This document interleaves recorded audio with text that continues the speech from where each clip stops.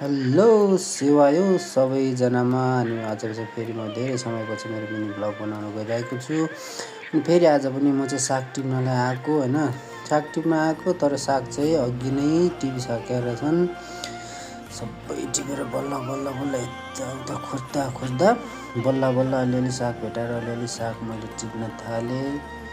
साग टिपेँ मैले एकछिन चाहिँ साग टिपेँ र यताउता गरी साग टिप्दै मैले चाहिँ सागलाई यति टिपिसकेँ। अब चाहिँ म फेरि फिर्ताउनु पर्ने हुन्छ र यो चाहिँ मर्स्याङ्दी नदी हो। अनि म चाहिँ मर्स्याङ्दी नदीको किनार भिडियो बनाउँदै फेरि फिर्ता आएँ र अब चाहिँ यो सागलाई मैले पखाल्नु पर्ने हुन्छ।